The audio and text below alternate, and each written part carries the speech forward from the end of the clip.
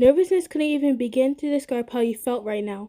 You was currently riding in your carriage to the Phantom of Estate on the account that you was invited to a ball. Your parents granted you the freedom of going alone, although now you wish you denied their offer.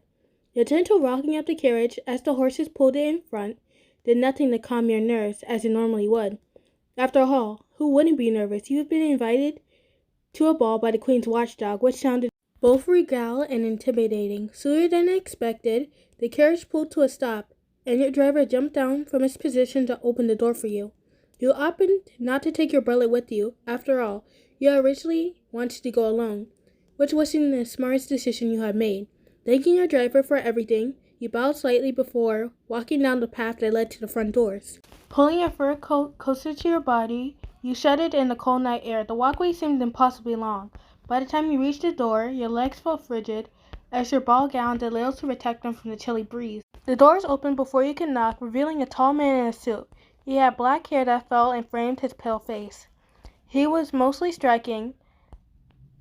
He had red eyes, unlike any eye you've seen before. They were captivating, yet terrifying at the same time. You cast your gaze away from him to keep from staring. Then he spoke. Goodness, his voice was like the finest silk. It was smooth and calm, with a charming tone of reality. You were so caught up in the beauty of his voice that you completely ignored the question he asked. Realizing your mistake, you blushed, embarrassed how you was caught up in the man's looks. I'm terribly sorry. Can you repeat that, please? You asked timidly, almost afraid in his presence. He smiled a bit and tilted his head in a warm manner. That's all right, Miss Wyan. I only asked if I can take your coat, my lady. Wait, he's offering to take my coat. Is he a butler? You couldn't help but be surprised at the fact that such a handsome man was most likely a butler, and you couldn't help but wish that you had a butler as attractive as he is in your home. You nodded strongly, trying to keep yourself from getting lost in his voice again. His skilled hands quickly slipped off the coat, putting it into a closet for storage. You paused, hoping that you didn't offend him, on the off case he wasn't a butler. Possibly a butler here? Finishing your sentence quickly, the man stared at you in what to be amusement. I am a butler here, my lady. My name is Sebastian Michaelis. I'm pleased to be at your service. He finished with a bow, surprising you a bit. He stood straight again before offering you his hand.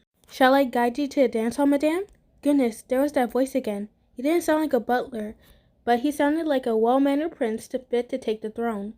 Lifting your bare hand into his gloved one, he briskly walked through the manor, with you slightly trailing behind.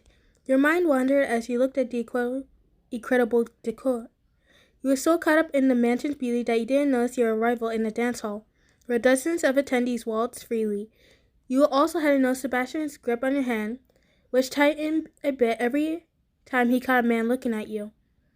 He looked down at your face. His own thoughts wandered to how beautiful you look. Your eyes sparkled as you looked around. As soon as you noticed that you arrived at your destination, and still holding Sebastian's hand, you immediately blushed and gently shook his hand from yours. Thank you, Sebastian. I appreciate your help. You smiled genuinely, which caused the butler to fall more in love with you. Although he doesn't seem like it, Sebastian believes in love at first sight.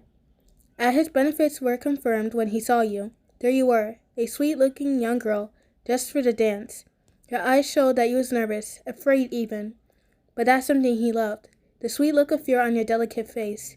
He wanted to see you like that all the time, looking at him, trembling. Why would he be more adorable than the cats that would occasionally play in the garden? He had to have you, all to himself. He wouldn't let no one get in the way, not even his master CL. Wandering aimlessly onto the dance floor, you looked around for someone to dance with, although you found yourself unable to find a partner. Sighing a bit, you decided to move off to the side to stay out of everyone's way. Before you could actually leave, however, a boy around your age grabbed your shoulder. You turned around to look at him, and you had to admit he was attractive as well. He was only slightly taller than you. He wore his smooth brown hair loosely in the front, with a back section being pulled into a small ponytail. He looked well-groomed, but he seemed as nervous as you were. Would you care to dance with me? My name is James, by the way. A shaky hand reached out after asking. His voice was small and incredibly adorable. You smiled before taking his hand and walking off to the dance floor. For how shy he acted, James was a wonderful dancer. His graceful movements largely contrasted with your awkward steps. Just calm down and relax. I'll lead, okay? Attempting to relax, he took a deep breath in and simply followed what he was doing. It began to become fun, as he two got to know each other. Meanwhile, Sebastian glared from the side. How dare that pig touch his precious? Her precious hands were now tainted of the disease of the one who did not love her. Growling as he watched the boy pull you close, and he saw your cheeks blush pink. He should be the only one who make you blush, the only one who gets to see your adorable blushing face. He should be the only one who sees you, the only person allowed to see you. The dance with James was enjoyable, but before you could react, it was time to change partners. I'll see you later, my lady, he called as he was whisked away by another woman. As soon as your hands were released, he was picked up again, but this time by someone you met before. Hello again, my lady, a familiar voice spoke into your ear. Flinching at the surprised gesture, you blushed it out a bit. Sebastian, I didn't expect to see you here out dancing. He seemed to laugh a bit at your surprise before closing his eyes and dancing with more experience than all the other dancers. Wow, I never knew you were so good at dancing. You should give me lessons sometime. I would love to learn, he complimented, feeling your heart flutter as he too spun around the floor. He opened his one eye slightly, peering down at you. I would love to teach you sometime. In fact, how about I teach you right now?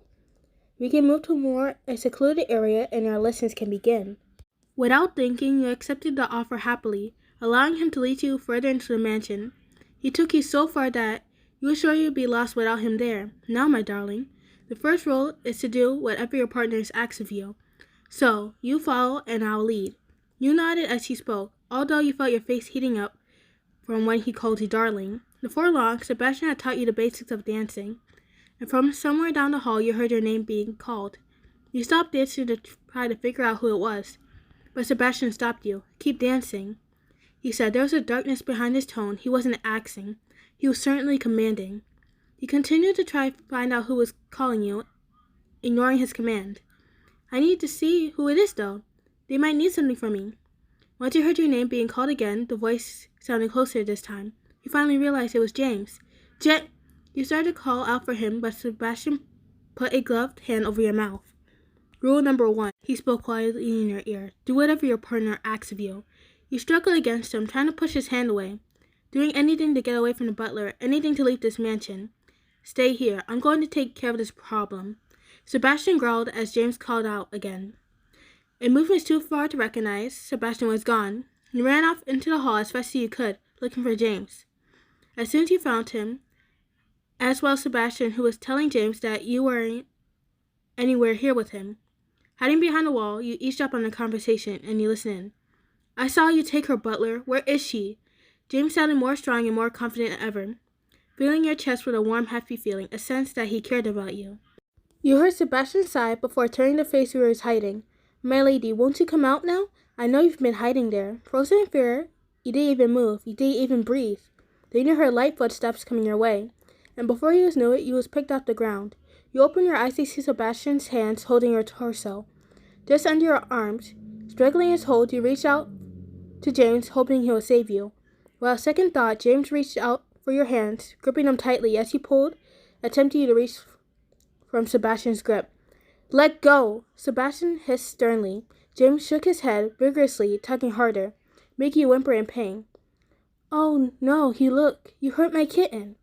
I can't allow that. Now I can. Kitten? He nuzzled into your neck, causing you to shiver slightly.